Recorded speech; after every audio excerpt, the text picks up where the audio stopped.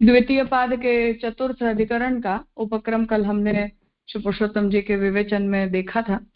तो अब यहाँ जीवात्मा की जो तीन अवस्थाएं हैं, जागृत, स्वप्न और सुषुप्ति, उन तीनों अवस्थाओं का निरूपण यहाँ संपन्न हुआ 10वें सूत्र पर। अब आगे जो 11वां, 12वां और 13वां, इन तीन सूत्रों का जो ये अधिकरण है, उसमें ब्रह्म के स्वरूप के निर्धारण का विचार जो है वो यहाँ से प्रारंभ हो रहा है, क्योंकि जीवात्मा की जो मुक्ति है वो ब्रह्म ज्ञान के द्वारा होती है।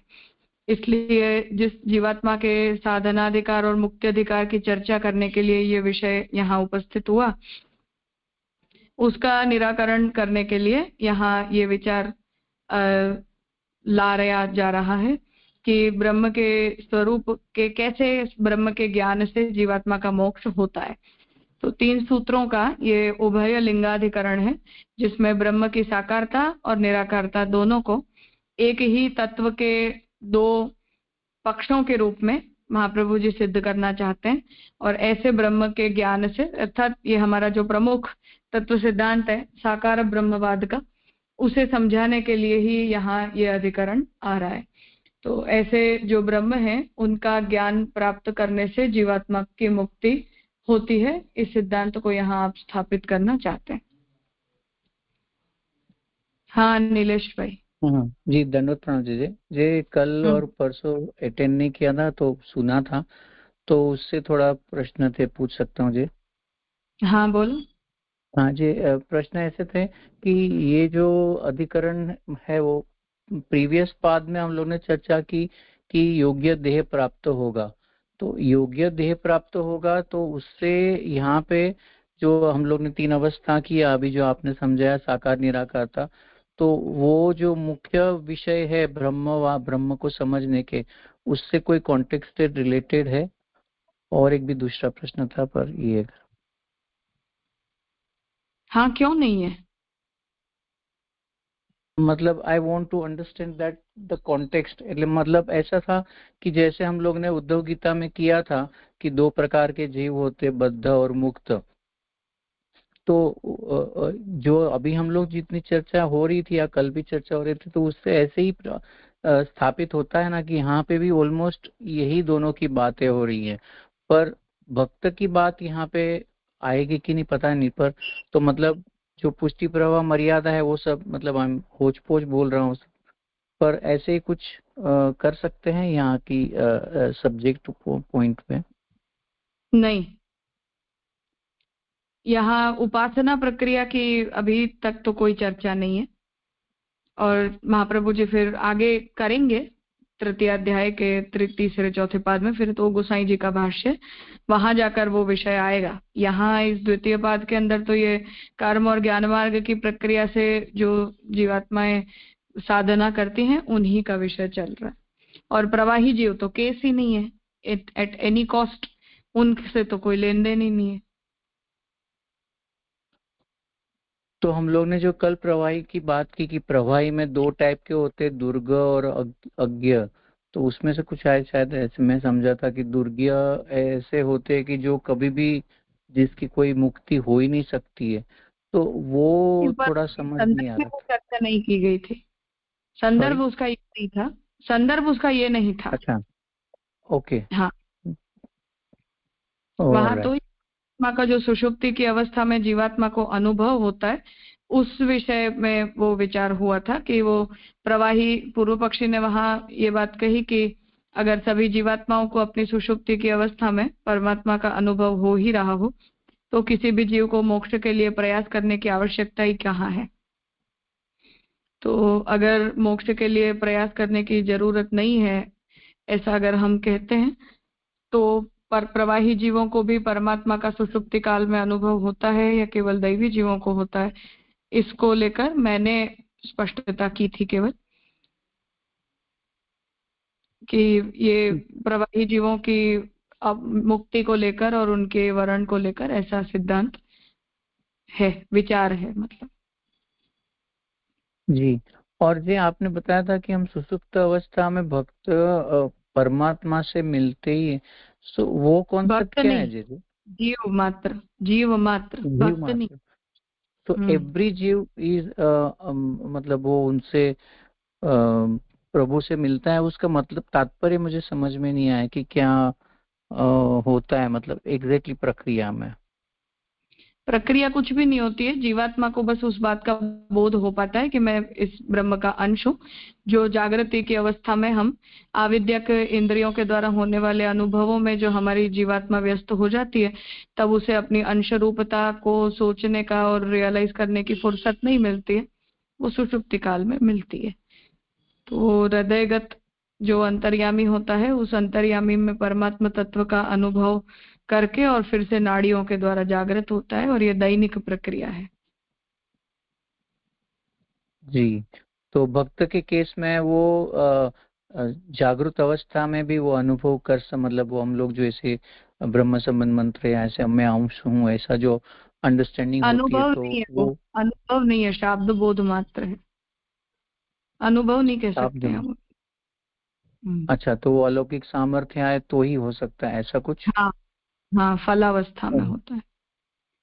ओके, तो अभी जो समझ में आ रहा है वो केवल, हाँ केवल शाब्दिक है, पर दैट इज एन हाँ, एक्स्ट्रा बेनिफिट ऑफ ब्रह्म पुष्टि मार्गीय। नहीं सबको ही है ना, वो तो कर्म मार्गी को क्यों नहीं है, ज्ञान मार्गी को क्यों नहीं है। अच्छा, ओके, हाँ जो भी साधना करते हैं उनको तो है ही, जो लोग हाँ, कुछ नहीं करते हैं उनकी तो अलग बात है। जी जय जय, हम्म, थैंक यू।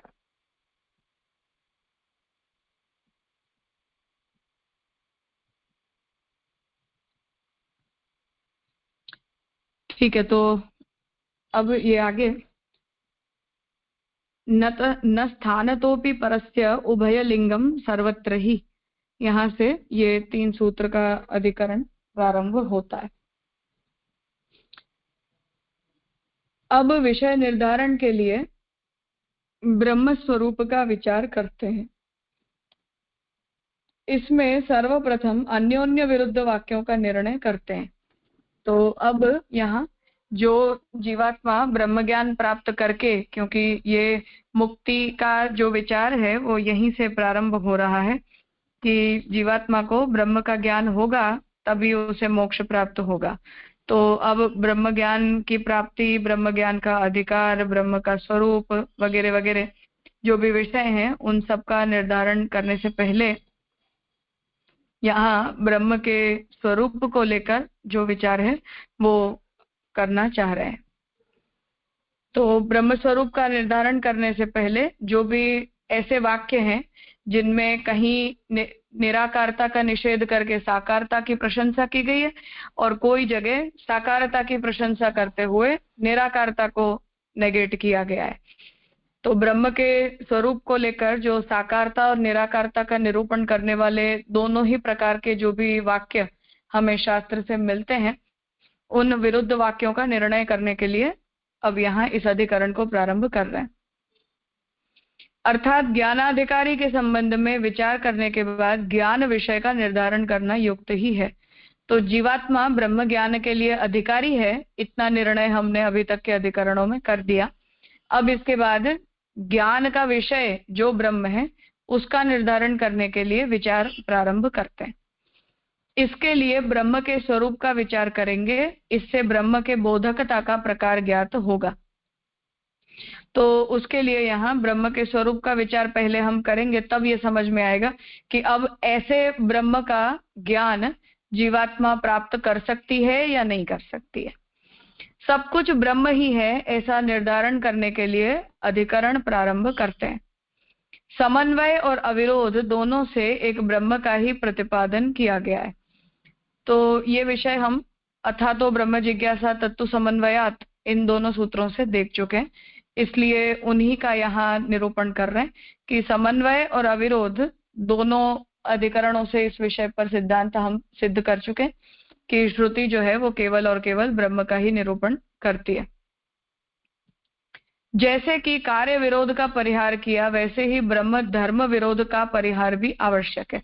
तो ब्रह्म के कार्य को लेकर, अर्थात ब्रह्म जगत की उत्पत्ति स्थिति लय कर सकता है या नहीं कर सकता है, ऐसे विचार से जो ब्रह्म के कार्य को लेकर विरोध है कि ब्रह्म कर्ता बन सकता है या नहीं बन सकता है, तो उसका निर्धारण करने के लिए जो वहां अधिकरण आए, उसी प्रकार ब्रह्म में साकारता और निराकारता के धर्म हो सकते हैं या नहीं हो सकते हैं, इसका विचार करने के लिए अब इस अधिकरण में चर्चा कर रहे हैं। यदि ऐसा नहीं करेंगे तो यह निर्णय कठिन होगा कि वह सधर्मक है या अधर्मक, अथवा जीव की तरह सदोष है अथवा सर्वदोष रहित है। क्योंकि ब्रह्म के कार्य का जैसे हमने निर्धारण किया, उसी प्रकार ब्रह्म साकारता निराकारता आदि धर्मों को धारण करने के लिए योग्य है या नहीं, इसका जब तक हम विचार नहीं करते तब तक इस विषय का भी हम निर्णय नहीं कर सकते हैं कि ब्रह्म जो है वो सधर्मक होता है या निर्धर्मक होता है, या उसके जो धर्म है वो जैसे जीवात्मा को आविद्यक प्राप्त होते हैं, ऐसे ब्रह्म को भी आविद्यक यदि प्राप्त होते हैं तो वो दोष वाला है या सभी दोषों से रहित है। ब्रह्म के अविरुद्ध स्वगत धर्मों का अग्रिम पाद में विचार किया गया है, तो वो तो अब आगे तृतीय अध्याय के तृतीय पाद में उसका विचार फिर से आएगा। परंतु ब्रह्म के जो अविरुद्ध स्वगत धर्म है, अर्थात कि ब्रह्म के अंदर जितने भी धर्म रहते हैं उनमें परस्पर कोई विरोध नहीं होता है, इसका विचार आगे भी होगा। उपनिषदों में जो जड़ जीव संबंधी विवेचन है, उनमें कहीं जड़ जीव धर्मों से भगवान का बोध होता है, कहीं उनका उनमें निषेध होता है। तो ब्रह्म की जो साकारता है वो जैसे अवतार वगैरह रूपों में होती है, उसी प्रकार से जड़ जीवात्मक बनना भी ब्रह्म के रूप है।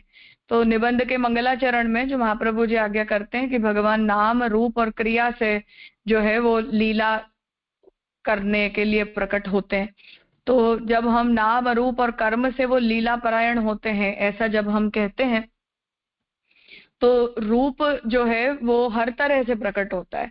तो जड़ रूप भी ब्रह्म के ही रूप हैं, जीवों को जो भी देहादि प्राप्त हुए हैं वो भी ब्रह्म के रूप है। जीव की भी अंश रूपता होने के कारण अणु रूप से ही सही, परंतु जीवात्मा का जो परिमाण है वो भी ब्रह्म का धारण किया हुआ ही एक आध्यात्मिक रूप है। देवी देवता अवतार आदि सब कुछ भौतिक आध्यात्मिक और आदिदैविक इन सभी रूपों से ब्रह्म ही प्रकट होते हैं। ये यदि हमारा सिद्धांत है तो उन रूपों में ब्रह्म स्वयं बन सकता है या नहीं बन सकता है, उस पर हमें विचार करना पड़ता है, क्योंकि ये ब्रह्म की साकारता के संबंध से ही जुड़ा हुआ विचार है। तो शास्त्र में कहीं ये कहा जाता है कि जड़ जीव के धर्म जो है उनके रूप है वो ब्रह्म ही धारण करते हैं, और कहीं ऐसा निषेध किया जाता है कि ये ब्रह्म जो है वो किसी के रूप को धारण नहीं कर सकता, किसी के रूप में बन नहीं सकता। उसी पर इस अधिकरण में विचार करते हैं, इसलिए इसी बात पर मुख्य रूप से यहाँ हम विचार उपस्थित करना चाहते हैं। जैसे कि सर्वकर्मा सर्वकामः इत्यादि, ये सब जीव के धर्म ही न हो ये नहीं कहा जा सकता।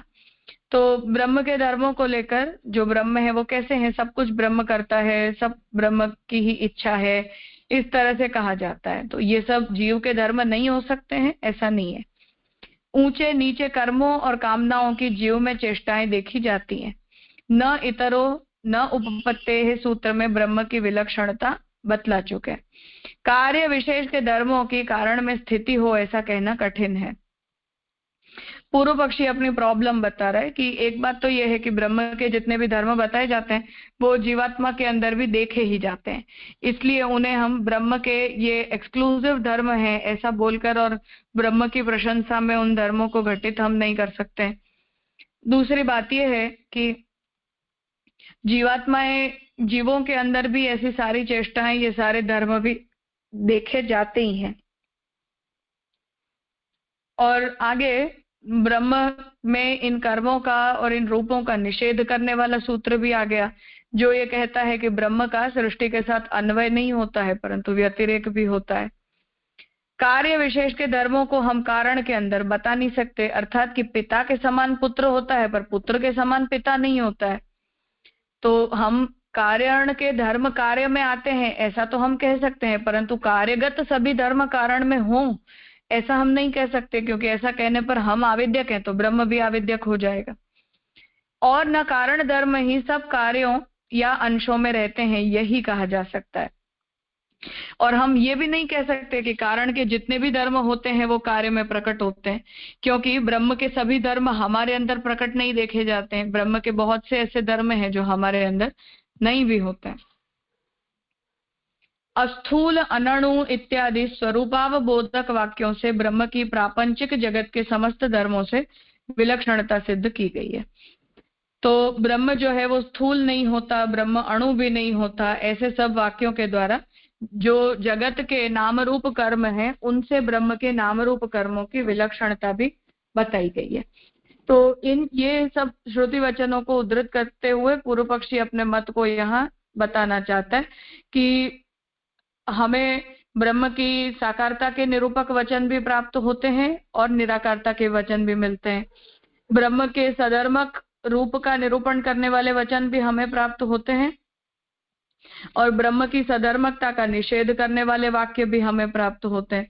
इसलिए ये संशय उपस्थित होता है कि वस्तुतः ब्रह्म के धर्म जो होते हैं वो किस प्रकार के होते हैं। कोई ब्रह्मवादी ऋषि उपनिषदों से वर्ण्य भगवान के विरुद्ध धर्मों को अविरुद्ध बतलाते हैं। सारे जगत में भगवान विद्यमान है क्योंकि वे ही सबके कारण हैं। तो यहाँ इस बात को अब बता रहे हैं कि कोई ब्रह्मवादी ऋषि ऐसा कहते हैं कि उपनिषद में भगवान के निरूपित जितने भी धर्म विरुद्ध धर्म हैं, अर्थात कि ब्रह्म सत्य भी है, त्यत भी है, निरुक्त भी है, अनिरुक्त भी है, ज्ञान रूप भी है, तमस रूप भी है, तो इन सभी विरुद्ध धर्मों में अविरोध का निरूपण कुछ ब्रह्मवादी आचार्य ऋषिगण करते हैं और ब्रह्म की उपादानता का निरूपण करते हैं कि ब्रह्म ही जगत में विद्यमान होता है क्योंकि वही ब्रह्म का जगत के प्रति उपादान कारण है। जैसे कि पार्थिव पदार्थों की कारण रूप पृथ्वी, घट, पट, स्तंभ आदि कार्यों में निमित्तानुसार उन रूपों को धारण करती है, वैसे ही भगवान भी अस्थूल आदि द्रव्यों में और रसादिकों में तथा गुणों में उन रूपों को धारण करते हैं। तो उसकी प्रक्रिया बता रहे हैं कि घट आदि जितने भी पदार्थ हैं वो सब भले ही उनका जो कंपोजिशन है वो थोड़ा थोड़ा करके अलग होता है, परंतु उनके कंपोजिशन में होने वाले भेदों से हम उन्हें पार्थिव द्रव्य कहना बंद नहीं कर देते। तो उनकी जो पार्थिवता होती है वो पार्थिवता जो है वो कभी भी नेगेट नहीं की जा सकती है, परंतु सभी पदार्थों के अंदर ब्रह्म का जो मतलब पृथ्वी का जो अंश है वो अलग अलग नाप में प्रविष्ट होता है, अलग अलग परिमाणों में उसका जो है वो प्रवेश होता है।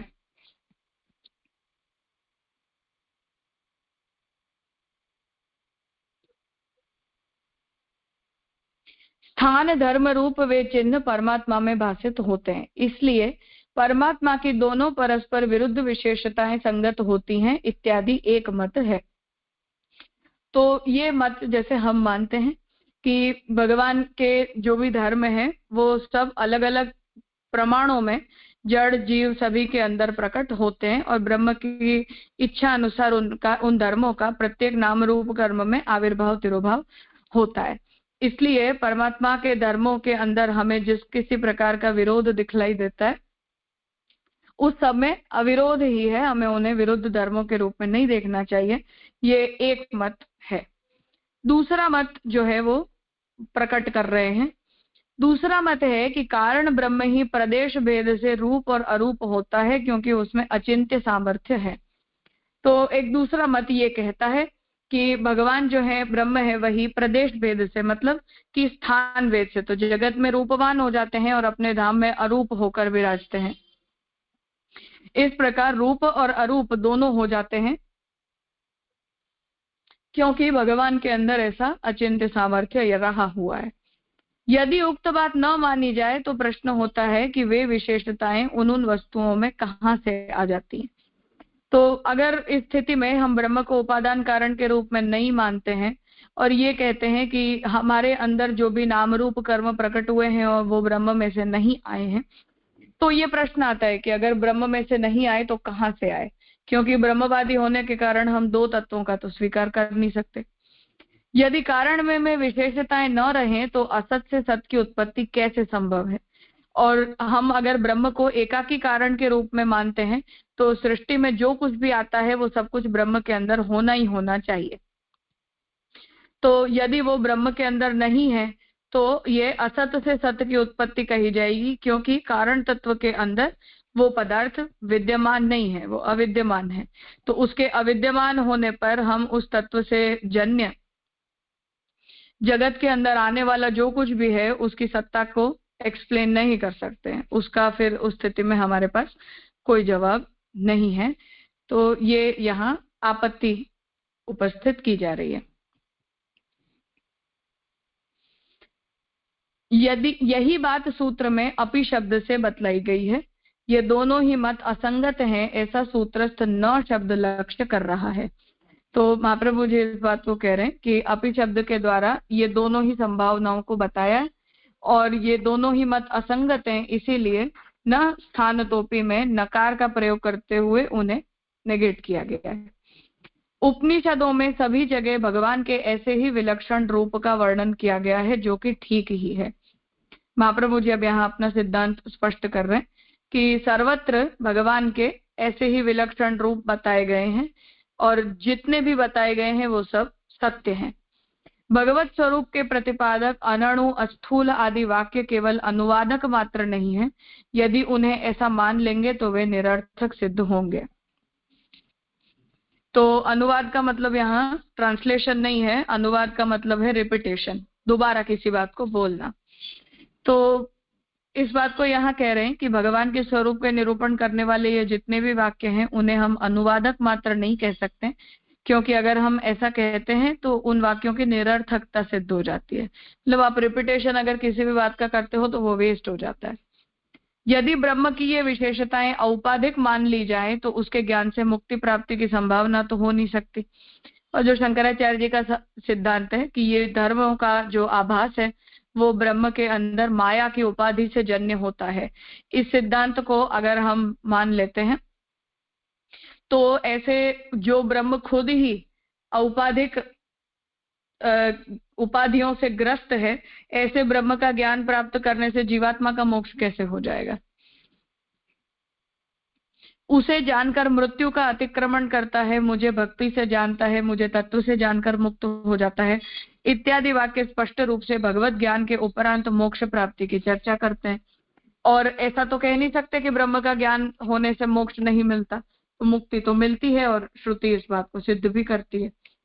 यस्या मतम तस्य मतम अविज्ञातम विजानतम इत्यादि वाक्यों में जिस अचिंत्यता का उल्लेख है उससे सुखपूर्वक ज्ञानोदय संभव नहीं है। और शंकराचार्य जी जैसा कहते हैं कि ब्रह्म शब्दवाच्य तत्व नहीं होता है, वो अनिर्वचनीय होता है, इसलिए वो निषेध वृत्ति से वाच्य है। ऐसा कहकर हम ये कह देते हैं कि ब्रह्म को मन के द्वारा और वाणी के द्वारा जाना समझा जा ही नहीं जा सकता है। तो ब्रह्म की जो ऐसी अचिंत्यता है उसको अगर हम आउटराइट मान लेते हैं तो ब्रह्म का जब ज्ञान ही प्राप्त नहीं किया जा सकता है तो ज्ञान प्राप्त करके मोक्ष कैसे मिलेगा जीवात्मा को? तो भी दूसरी तरफ से भी ये समस्या है। यदि संभव हो जाए तो विचार शून्य व्यक्तियों को भी ज्ञान हो सकेगा, और अगर हम ये कह दें कि ब्रह्म का ज्ञान सबको हो सकता है तब उसमें अधिकारिता की कोई बात नहीं रह जाएगी। जो मूर्ख है उस व्यक्ति को भी ब्रह्म ज्ञान हो जाएगा। फिर विचार शास्त्र वेदांत शास्त्र की उपादेयता समाप्त हो जाएगी। तो ऐसी स्थिति में वेदांत विचार की कोई जरूरत ही नहीं है। इसलिए उक्त विरोध का परिहार आवश्यक है। तो महाप्रभु जी इसलिए कह रहे हैं कि इसलिए इस बात को अर्थात ब्रह्म की सधर्मकता, निर्धर्मकता, सगुणता, निर्गुणता, साकारता, निराकारता, इस विषय का निर्णय करना बहुत आवश्यक है। उक्त प्रकार की सभी विरुद्धताओं पर यहाँ विचार करते हैं। इसलिए जो भी विरोध इन सभी विषयों के अंदर आ रहा है उसका निराकरण इस अधिकरण से करना चाहते हैं। यदि इन वाक्यों को अनुवाद माना जाए तो उनकी व्यर्थता सिद्ध होती है। तो इन्हें हम रिपीटेशन नहीं कह सकते कि बार बार किसी भी बात एक ही बात को घुमा फिरा कर बोल रहे हैं, ऐसा हम नहीं कह सकते। भगवान में भेद भी नहीं है। सृष्टि विषयक वाक्यों में स्पष्ट रूप से उसकी अद्वैतता का उल्लेख है, एकमेवा द्वितीयम इत्यादि। तो दो भगवान भी नहीं है, अर्थात कि एक भगवान निराकार है और एक भगवान साकार है, ऐसा भी हम नहीं कह सकते, क्योंकि स्पष्ट रूप से जितनी भी श्रुतियां हैं वो ब्रह्म के अद्वैत होने का तो निरूपण करती ही करती है। यदि उनके भेद की थोड़ी सी कल्पना की जाएगी तो श्रुति विरोध होगा। और दो ब्रह्म है या ब्रह्म से भिन्न भी कोई तत्व है, ऐसा अगर हम कुछ भी कहते हैं तो श्रुति का उसमें विरोध हो जाता है। भगवान व्यास देव श्रुति वाक्यों की अविरुद्धता सिद्ध करने के लिए ही सूत्रों की रचना में प्रवृत्त हुए हैं। इसलिए किन्हीं भी मतों के आधार पर जीव और जड़ धर्मों के सत्व और असत्व का परिहार करना संभव नहीं है। तो इसलिए महाप्रभु जी कह रहे हैं कि वस्तुतः वेदव्यास ने इसी विरोध का अविरोध सिद्ध करने के लिए इन सभी सूत्रों को प्रकट किया है, ताकि ब्रह्म के कार्य और ब्रह्म के धर्मों के बारे में इस निर्णय को हम कर पाए। इसलिए जो भी अन्य मत, दोनों प्रकार के जो मत हैं, कोई निराकारवादी है, कोई साकारवादी है, या कोई साकारता को औपाधिक बता देता है, कोई निरुपाधिक बता देता है, इन सभी विषयों का निराकरण केवल इन सूत्रों के आधार पर ही किया जा सकता है। इसलिए जो भी ऐसे एकदेशी मत हैं, उनके आधार पर जीव और जड़ के धर्मों में जो सत्व और असत्व ब्रह्म के ही धर्मों के रूप में प्रकट हुए हैं, उनका परिहार हम अपने तर्कों के आधार पर नहीं कर सकते। ये एक प्राथमिक व्यवस्था और निर्णय महाप्रभु जी अपनी ओर से यहाँ प्रदान कर रहे हैं। यद्यपि ये मतलब ये विषय जो है वो आगे चलता रहेगा, इसलिए प्रत्येक सूत्र ने अपना सिद्धांत कंप्लीट कर लिया ऐसा मानने की आवश्यकता नहीं है। तो आगे जितने भी द्वितीय पाद, ऑलमोस्ट द्वितीय पाद पूरा है, वो इसी की चर्चा करते हुए चल रहा है।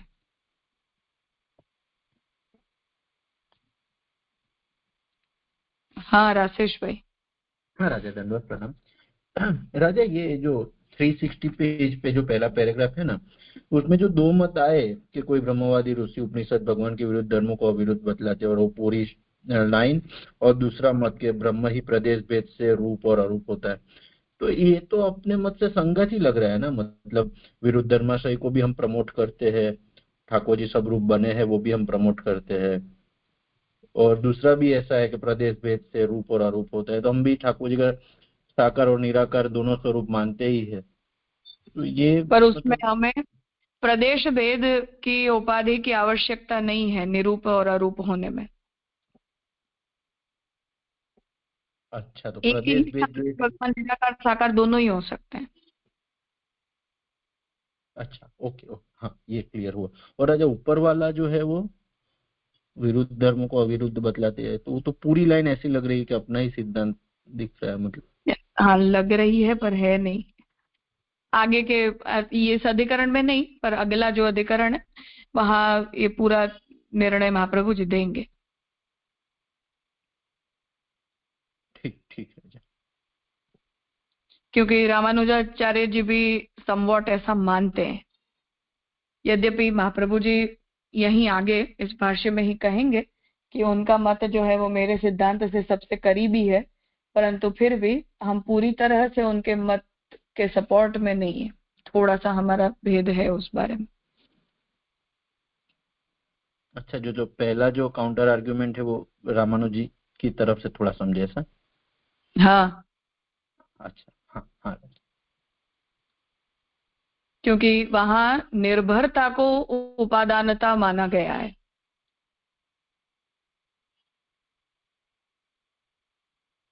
समझ नहीं पड़ा राजा, निर्भरता मतलब। रामानुजाचार्य जी का सिद्धांत ये है कि ब्रह्म नारायण के सत शरीर और चित्त शरीर ऐसे दो शरीर होते हैं। जैसे आत्मा के ऊपर हमारी जो आत्मा है उसके ऊपर जैसे सूक्ष्म शरीर और स्थूल शरीर दोनों होते हैं, उस तरह से तो वो शरीर जो है वो जड़ और जीव के रूप में, व्यष्टि जड़ और व्यष्टि जीवात्माओं के रूप में ब्रह्मांड में प्रकट होते हैं, हम सभी के रूप में। इसलिए आत्मा नहीं प्रकट होती, ऐसे नारायण उपादान नहीं होते हैं। नारायण का सत शरीर और नारायण का चित्त शरीर उपादान होता है। और ब्रह्म की उपादानता का जितना भी निरूपण शास्त्र के अंदर आता है, उससे शास्त्र का तात्पर्य ब्रह्म को मिट्टी के रूप में उपादान बनाने में नहीं होता है, परंतु देहात्म संबंध से उपादानता बताई जाती है।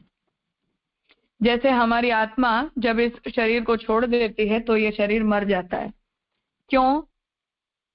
क्योंकि शरीर और आत्मा एक हैं, इसलिए क्योंकि जिंदा नहीं रह सकता है। तो वो ये कहते हैं कि उपादानता मतलब क्या होता है, ये उपादानता होती है कि जड़ और जीव नारायण के बिना अस्तित्वमान नहीं हो सकते, इसलिए ब्रह्म को उपादान कारण के रूप में कहा जाता है। इसलिए नहीं कि मिट्टी जैसे घट के प्रति उपादान होती है, ऐसे नारायण जड़ जीव के प्रति उपादान होते हैं। तो वेदांत देशिक ने ऐसे मत की, अर्थात कि जो नारायण को उपादान के रूप में मानते हैं, ऐसे मत की निंदा की है। जी जी। तो राजा यहाँ पे ऐसा है कि मतलब रसादिक तथा गुणों में उन रूपों को धारण करते और स्थान धर्म रूप वे चिन्ह परमात्मा में भाषित होते हैं। मतलब गुण और चिन्ह जैसे आपने दिखाया, मतलब आत्मा के शरीर और इस तरह से समझे, मतलब हाँ, देहात्म संबंध से। हाँ, जैसे हम आविद्या को होकर देह के धर्मों का आधान जीवात्मा के ऊपर कर देते हैं ना, उसी तरह से वो ब्रह्म के साथ और चित्त शरीर के कार्य होते हैं, जिन्हें हम ब्रह्म के कार्य के रूप में कहने लगते हैं। हाँ हाँ, मतलब बहुत माइन्यूट डिफरेंस है, आप समझाए तो। हाँ, तो उपादानता निषेध वो नहीं करते हैं, पर उपादानता का प्रकार अलग है अपने से, और वो औपाधिक है ऐसा नहीं है, पर उनका विशेषण विशेष्य भाव से नित्य भेद होता है, इसीलिए वो विशिष्टाद्वैत कहा जाता है। तो जैसे काला कपड़ा, इसमें काला विशेषण है और कपड़ा ये विशेष्य है। अब काला रंग कपड़े के ऊपर निर्भर है, पर कपड़ा तो पीला भी हो सकता है, पर काले को कपड़े की जरूरत है, कपड़े को काले रंग की आवश्यकता नहीं है। तो विशेषण और विशेष्य में एकवद भाव होता है, परंतु विशेषण विशेष्य के ऊपर निर्भर होता है, विशेष्य विशेषण के ऊपर निर्भर नहीं होता है। और उसकी जितनी निर्भरता होती है वो केवल इतनी होती है कि हमें किसी भी वस्तु को डिस्क्राइब करने के लिए या आइडेंटिफाई करने के लिए उसके गुणों का उपयोग करना पड़ता है। क्योंकि मैं अगर किसी को ढूंढने के लिए भेजती हूँ तो मुझे बताना पड़ेगा कि वो कपड़ा किस रंग का है या किस आकार का है, तब कोई दूसरा व्यक्ति उस आकार को या उस पदार्थ को पहचान सकता है। तो उस तरह से नारायण जो है वो, यदि नारायण को पहचानने के लिए हम उन सतचित शरीरों का को विशेष्य या गुणों के रूप में आइडेंटिफाई करते हैं, और बाकी जो ब्रह्म के जो नित्य धर्म होते हैं, यद्यपि ये दोनों नित्य शरीर हैं, अनित्य नहीं है, उन्हें माया के द्वारा नहीं प्रकट किया गया होता है, वो नित्य ही ब्रह्म के साथ नारायण के साथ विद्यमान होते हैं, परंतु वो माया जन्य भी नहीं है, वहां वो उनसे डिफर कर जाते हैं। हाँ हाँ राजा, एकदम अच्छी तरह से स्पष्ट। प्रणाम राजा। तो विशिष्टाद्वैत को इस तरह से बोला जाता है, विशेषण विशेष्ययोः अद्वैतः विशिष्टाद्वैतः, परंतु वो अद्वैत के अंदर विशेषण और विशेष्य का द्वैत भाव भी निहित होता है। तो स्वगत भेद है वो। तो महाप्रभु जी जो निबंध में आज्ञा करते हैं कि मैं सजातीय, विजातीय और स्वगत, इन तीनों ही भेदों का स्वीकार नहीं करता, वो रामानुजाचार्य जी और मध्वाचार्य जी के मत के अगेंस्ट ही कहा गया है। तो मध्वाचार्य जी तीनों ही भेद का स्वीकार करते हैं, रामानुजाचार्य जी स्वगत भेद का स्वीकार करते हैं, और हम तीनों का ही नहीं करते हैं। तो शरीर शरीरिणो हो, शरीर और शरीर के अंगों में जो स्वगत भेद होता है, ऐसा नारायण का अपने चित और अचित शरीर के साथ भेद और अभेद दोनों होता है। मध्वाचार्य जी के सिद्धांत के हिसाब से सजातीय, विजातीय और स्वगत तीनों ही प्रकार के भेद होते हैं। जड़ जड़ में भेद होता है, जीव जीव में भेद होता है, जड़ जीव में भेद होता है, ब्रह्म और जड़ में भी भेद होता है, और ब्रह्म और जीव में भी भेद होता है। तो वहां सजातीय, विजातीय और स्वगत तीनों भेद मान्य किए गए। रामानुजाचार्य जी स्वगत भेद का स्वीकार करते हैं, हम तीनों का ही नहीं करते। हाँ राजा, एकदम अच्छी तरह। तो राजा खाली छोटा सा क्वेश्चन, तो पहला मतलब अगर रामानुज जी का समझे, तो दूसरा जो प्रदेश भेद से रूप और अरूप होता है, तो वो ये किसका मतलब, शंकर मत समझे प्रदेश भेद से? नहीं, वो भास्कर आचार्य जी का। औपाधिक द्वैताद्वैत। अच्छा, हाँ हाँ, शंकराचार्य जी के लिए तो साकारता का कोई प्रश्न ही नहीं है, वो सर्वदा प्रतिभास है, व्यवहार मात्र है। तो पारमार्थिकी सत्ता तो निर्गुण मात्र, निर्गुण ब्रह्म की ही होती है। इसलिए प्रदेश भेद से भी रूप अरूप नहीं मान सकते हैं, क्योंकि प्रदेश भेद से भी जो रूप होता है वो औपाधिक ही होता है, सत्य नहीं होता है। रामानुजाचार्य जी, मध्वाचार्य जी, भास्कराचार्य जी तीनों ही हमारे जितना अद्वैत नहीं स्वीकारते, परंतु किसी भी प्रकार के रूप को और भेद को औपाधिक और मायिक भी नहीं मानते। जी। तो राजा प्रदेश भेद मतलब अधिष्ठान या मतलब वो मतलब स्थान स्पेसिफिक है या कारणावस्था और कार्यावस्था। हाँ हाँ राजा। जैसे आपने ये बताया ना रामानुज में, तो मतलब कपड़ा कभी भी वो गुण के ऊपर डिपेंडेंट नहीं है, ये आपने बताया ना। तो उस वजह से हम लोग अगर उसी को इम्प्लाई करें तो Narayan is independent, but other विशेषण या गुण जो यूज होते हैं that is changeable and that is due to understand Narayan very well, और अद्वैतता, उसीलिए उसका नाम विशिष्ट अद्वैत है। ऐसे ही कुछ बराबर है? नहीं,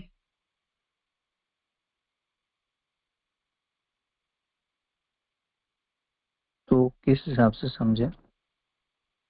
डिपेंडेंसी का मतलब यह है कि नारायण सर्वतंत्र स्वतंत्र हैं, उन्हें इनमें से किसी से कोई लेन न देन, उन्हें इनमें से किसी भी चीज से कोई मतलब नहीं। तो सत और चित शरीर जो है वो नारायण के ऊपर डिपेंडेंट होते हैं, परंतु नारायण सत और चित शरीर के ऊपर डिपेंडेंट नहीं होते हैं। उनका जो आनंद गुणधर्म से युक्त जो देह है, रूप है, जो शेषशायी है, लक्ष्मी जी के साथ विराजमान है, वो उनका मूल रूप है, मूल स्वरूप है, जिन्हें वो नित्य धारण करते हैं। सतचित शरीरों को भी नित्य धारण करते हैं, परंतु वो व्यष्टि के रूप में, जगत के रूप में प्रकट होता है। तो नारायण की डिपेंडेंसी उनके ऊपर नहीं है, पर सत और चित अपने अस्तित्व के लिए नारायण के ऊपर निर्भर इंडिपेंडेंटली नहीं होता है, उसे किसी न किसी द्रव्य के सहारे की जरूरत पड़ती है, किसी न किसी गुण से ही जन्य होता है। द्रव्य से द्रव्य के साथ ही वो रंग रह सकता है, तो गुणों को द्रव्य की आवश्यकता होती है। क्योंकि काला तो कहीं ना कहीं तो वो काला रहेगा, कपड़ा नहीं तो किताब, किताब नहीं तो बॉल पेन, बॉल पेन नहीं तो टेबल, टेबल नहीं तो फूल, फूल नहीं तो पेड़, पर काला कहीं ना कहीं तो एग्जिस्ट करेगा ना। कोयला, और किसी वस्तु के अंदर तो उसे रहना पड़ेगा ना, तो द्रव्य की आवश्यकता पड़ती है उस गुण को। गुण जो है वो द्रव्य रहित नहीं होते हैं।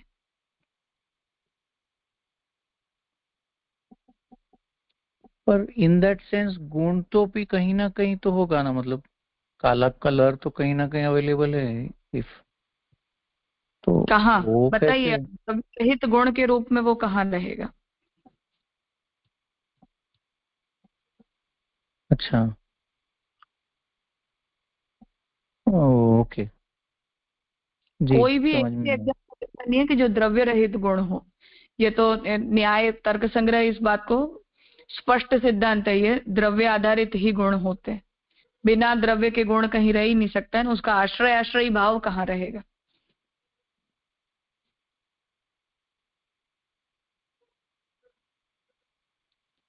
जी जी जी, स्पष्ट हुआ।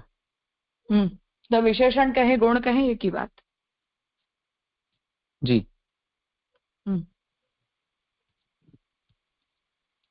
हाँ वर्षा बहन।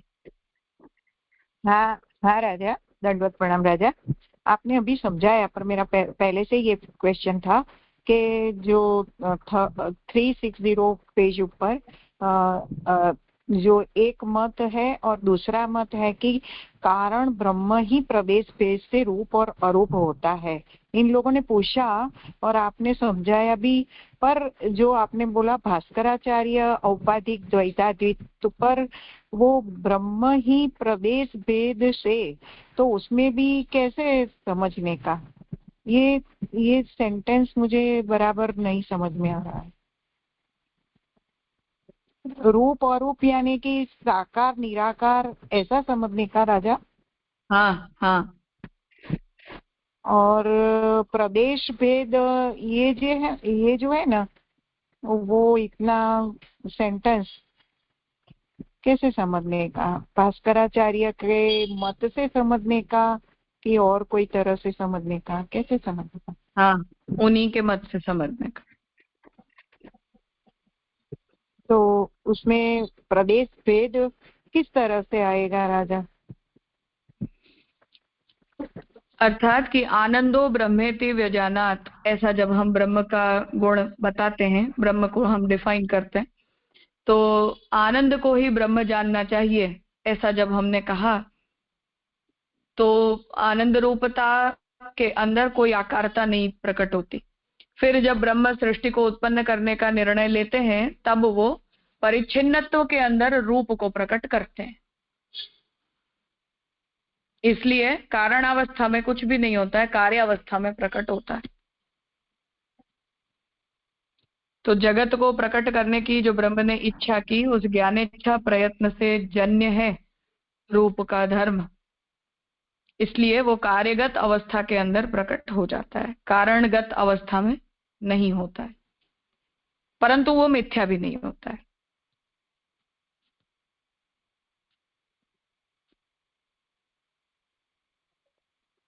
जी राजा, ये रिकॉर्डिंग करा है ना आज आपने राजा? हाँ, किया है। रिकॉर्डिंग चालू है? हाँ जी। अगले दिन राजा ऐसा हुआ था कि आगे का थोड़ा छूट गया था। हम रिकॉर्डिंग हाँ, रेगुलर सुनते हैं। हाँ, कल मुझे 15-20 मिनट बाद याद आया था, इसलिए थोड़ा छूट गया था। ये क्या है कि अभी हम नहीं बराबर समझ सकते, बाद में रिकॉर्डिंग सुनते हैं ना तो थोड़ा बहुत थोड़ा कुछ समझ आता है, पूरा तो नहीं आता, पर रिकॉर्डिंग से फायदा होता है राजा, इसलिए पूछ रहे। नहीं नहीं, सही बात है। जी राजा, दंडवत प्रणाम।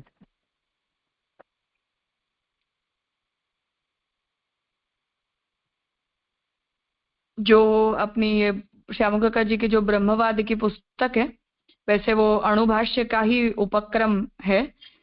जो 3 खंडों में अणुभाष्य श्यामकाका जी ने पहले प्रकाशित किया था, उसकी ही भूमिका के रूप में आपने जो लिखा, उन्हें ब्रह्मवाद की पुस्तक में संग्रहित किया गया है। तो उसमें इस विषय का निरूपण है, तो फिर आप लोग देख सकते हैं उस केसरी रंग की जो पुस्तक है ना। हाँ, वो है हमारे पास। राजा, आपने जो प्रस्थान रचना करके बारे में बोला था ना, तो मैंने वो देखा, तो वो तो आगे थोड़ी पूर्व भूमिका के रूप में हिंदी में है, बाकी सब तो संस्कृत में है। तो वो तो हम संस्कृत में पढ़ ही नहीं सकते ना, प्रस्थान नहीं, रचना ग्रंथ का। में उसकी जो परिशिष्ट है ना, उसमें श्यामकाका जी ने लिखा है। हाँ, वो देखा मैंने। हाँ, हाँ, पर पूरा ग्रंथ बाकी का तो संस्कृत में है ना। हाँ, वो पुस्तक अवतारवाद श्रेणी कर रहे हैं, उसमें कभी करेंगे। जी, धन्यवाद जी राजा। हाँ, उसके शब्द खंड के ऊपर जो श्यामकाका जी ने सेमिनार किया था, शब्द खंडी या विद्वत परिचर्चा, वहां श्यामकाका जी का जो पेपर है वो प्रस्थान रत्ना करके शब्द खंड का अनुवाद है। उस उतना तो देख सकते हैं, बाकी यहाँ प्रत्यक्ष अनुमान परिच्छेद आदि नहीं हुआ। प्रत्यक्ष परिच्छेद के ऊपर भी हुआ है और शब्द खंड पर भी हुआ है, अनुमान आदि के ऊपर नहीं हुआ है। तो वो तो 2 अपनी जो सेमिनार की पुस्तक है, उसमें श्यामकाका जी का पेपर प्रस्थान रत्ना करके मूल चैप्टर का ट्रांसलेशन। जी राजा, प्रयास करूंगी राजा। हाँ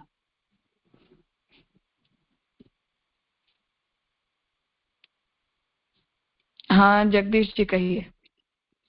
हाँ, दंडवत प्रणाम जी। ये जैसे थोड़ा सा पूर्व पक्ष में 2-3 समस्याएं हैं। जैसे एक तो ये जो बात आई ना कि जैसे कि जो माने ब्रह्म के जो धर्म है, जैसे सर्व कर्मा और सर्व काम, हाँ, ये जीव में देखे जाते हैं, ऐसा सबसे पहले पूर्व पक्ष आया। और फिर उसके बाद ये जो बात आई ना कि न इतरो अनुपत्ति है, सूत्र में ब्रह्म की विलक्षणता बतला चुके हैं। तो इसका क्या रेफरेंस है? माने यहाँ पूर्व पक्षी कहना क्या चाहता है? कहना ये चाहता है कि जीवन मुक्त जीव के अंदर सर्व काम सर्व रूप ये सब धर्म प्रकट हो ही जाते हैं। तो हम ऐसा तो नहीं कह सकते कि ये जीवात्मा ब्रह्म का एक्सक्लूसिव कैरेक्टर है, अन्यथा ब्रह्म में प्रकट ही नहीं हो सकता है।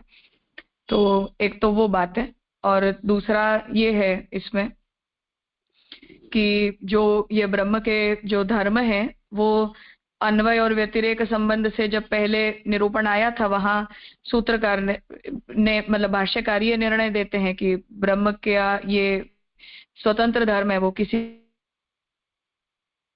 आवेश से वो ब्रह्मगत धर्म के रूप में कहा जाता है, वो जीवात्मा का स्वतंत्र धर्म नहीं है। इसलिए जीवन मुक्त जीव में भी जो धर्म देखे जाते हैं वो वस्तुतः ब्रह्म के धर्म कहे जाएंगे, जीव के धर्म नहीं कहे जाएंगे। तो ये दोनों ही एक दूसरे का विरोध करने वाले सिद्धांत हो गए ना, इसलिए।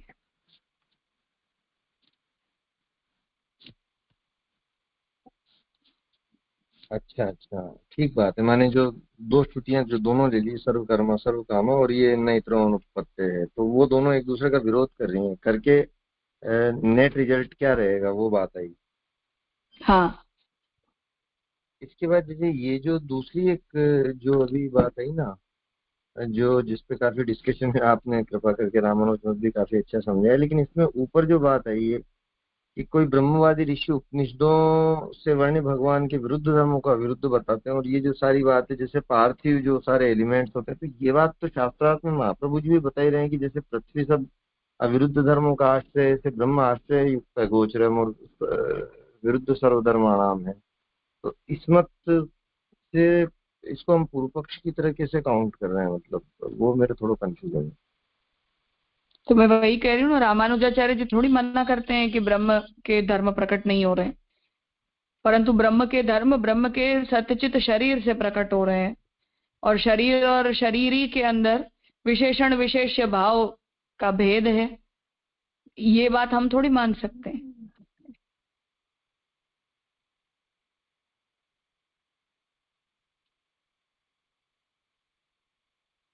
जी आपने वैसे काफी सुंदर समझाया, पर मेरे क्या है कि अभी ये कंसेप्ट नहीं हुआ कि जैसे अगर उपादान कारण था, जैसे अपन ऐसा मान रहे हैं कि जैसे जितनी भी कंप्लीट तादात्म्यवाद है, माने अपना जो उपादानता कारणवाद है, तो इनकी उपादानता जैसे इनडायरेक्ट उपादान मान रहे हैं, पहले शरीर को, शरीर मूल उपादान है और फिर शरीर ही उसका शरीर का उपादान है, ऐसे मान रहे हैं कि कैसे समझे शरीर इनके की केस में? उपादान ही नहीं है, वो नित्य धर्म है। ब्रह्म जो है वो नारायण सत और चित शरीर को परमानेंटली धारण किए हुए हैं, उन शरीरों को नारायण उत्पन्न नहीं करते हैं।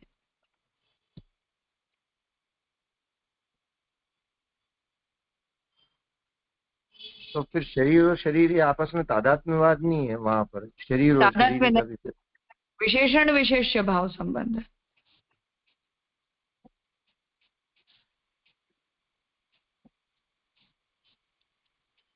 अच्छा, और जो फिर ये जो मतलब शरीर है, जो सच्चित शरीर है नारायण के, उससे फिर ये सारी सृष्टि बार बार उत्पन्न और लीन होती रहती है, मतलब। हाँ, उन्हीं में उत्पन्न होती है और वहीं से लीन होती है, इसलिए नारायण के साथ कभी किसी का सायुज्य हो ही नहीं सकता है।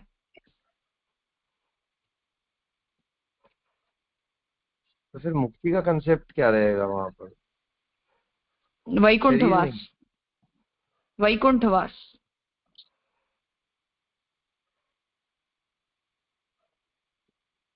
मतलब धाम में ही हुआ, वो धामी तक नहीं पहुंच पाएगा जीव यूं? नहीं हो सकता है, हाँ नहीं हो सकता है।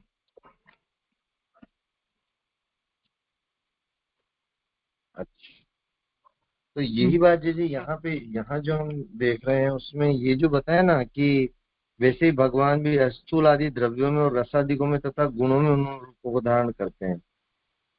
तो ये द्रव्य और गुणों में उन रूपों को, सॉरी, ये नहीं, ये तो आपने बता दिया था, स्थान धर्म रूप वे चिन्ह परमात्मा में भाषित होते, तो वो स्थान और धर्म रूप का मतलब वो शरीर शरीरी भाव ही हुआ। नहीं हुआ, वो मत भास्कराचार्य जी का मत हुआ।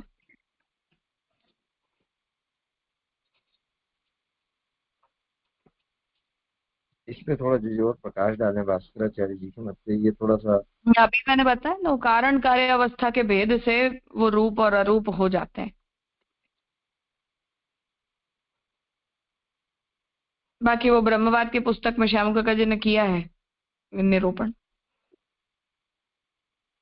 अच्छा जी, उसकी पीडीएफ वहाँ है, पुष्टि विद्या में मिल जाएगी हमें? हाँ है। और जी एक ये जो पूर्व पक्ष में लास्ट की बात आई ना, कि जब जैसे रूप और अरूप का आपने बताया, उसके बाद ये बात आई कि यदि उक्त बात न मानी जाए तो ये प्रश्न होता है कि विशेषताएं उन वस्तुओं में कहाँ से आ जाती है? यदि कारण में वे विशेषताएं न रहे तो असत से सत की उत्पत्ति कैसे संभव है? तो ये पूर्व पक्ष जो चल रहा है, यदि कारण में विशेषताएं न रहे तो असत से सत की उत्पत्ति कैसे संभव है, इसका फिर क्या मतलब हुआ? क्योंकि ये तो बौद्ध मत में आई ये बात, असत से सत नहीं, की उत्पत्ति। नैयायिक भी ऐसा ही मानते हैं।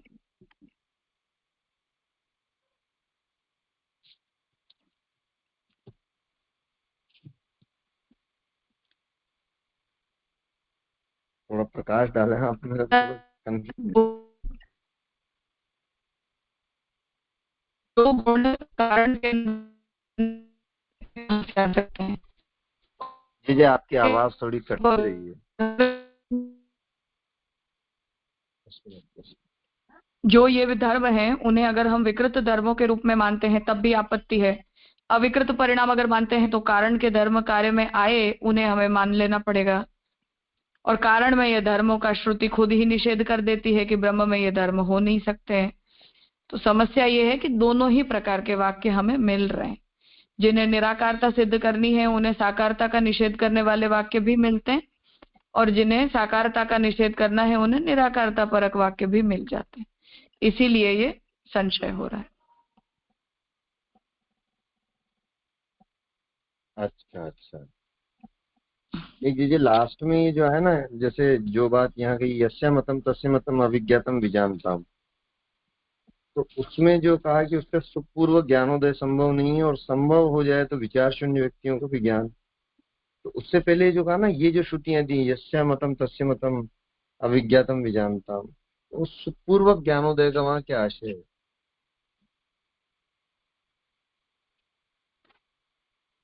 मतलब कि ब्रह्म के स्वरूप को सोचा नहीं जा सकता है। आप जो भी मत प्रस्तुत कर रहे हो वो ब्रह्म से अस्पृष्ट रहते हैं, ऐसा श्रुति कहना चाहती है।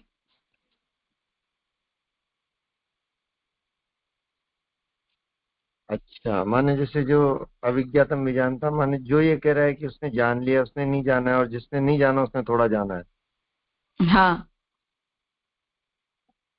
अच्छा अच्छा, तो वो सुखपूर्वक ज्ञानोदय माने वो ब्रह्म के स्वरूप का उसको निर्धारण नहीं हो पा रहा है इन श्रुतियों से, तो ये स्पष्ट है। हाँ और यदि वो संभव हो गया तो फिर तो वो कोई बात ही नहीं रही, फिर तो जिसने कोई साधन नहीं किया उसको भी विचार शून्य को भी ज्ञान हो जाएगा, तो मतलब शास्त्र उपादेयता खत्म हो जाएगी, ऐसा ही समझे? हाँ ये पूरा जो ये मतलब उपक्रम है, अब बाकी फिर उसका वो आएगा मतलब आगे। हाँ, यहाँ प्रॉब्लम में केवल रेज की जा रही है। और अब अगला जो अधिकरण है 5वां, वो पूरा सभी एक एक मतों का खंडन करते हुए महाप्रभु जी अपना मत रखेंगे। जी जी, इसमें क्लास थोड़ा सा रहेगा कि जैसे हम यहाँ पे, जैसे आपने बताया ना कि हम कर्म मार्ग और ज्ञान मार्ग के संदर्भ में अभी तक हमने सारे जो जीवात्मा के अधिकार की वो सारी वो चर्चा करी, तो ब्रह्म के स्वरूप में तो जैसे कर्म ज्ञान या भक्ति, उससे माने कॉन्टेक्स्ट क्या होना चाहिए? क्योंकि ब्रह्म का स्वरूप तो यहाँ जिस रेफरेंस में आ रहा है तो ब्रह्म का ही स्वरूप है। उसको हम कर्म माने कोई कोई जीवात्मा हो, चाहे कर्म मार्ग से आ रही हो, ज्ञान मार्ग से, भक्ति मार्ग से, वो तो इर्रेस्पेक्टिव है ब्रह्म का स्वरूप तो निर्धारण, तो उसमें हम कर्म। नहीं है, क्योंकि यही शंकराचार्य जी का मत एप्लीकेबल होता है। क्योंकि अगर आप उसके साकारता का निषेध कर देते हो तो यज्ञ ये ब्रह्म का रूप नहीं रह गया।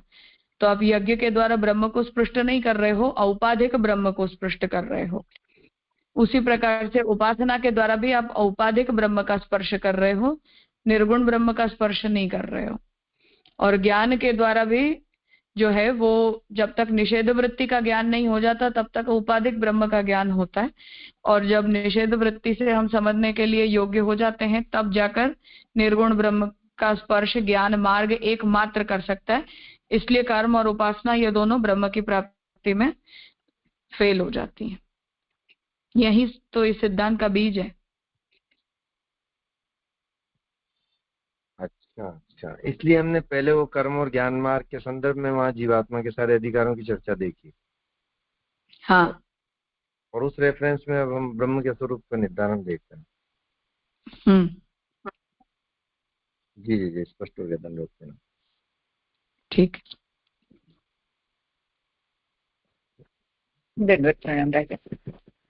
हाँ, आज यहाँ रख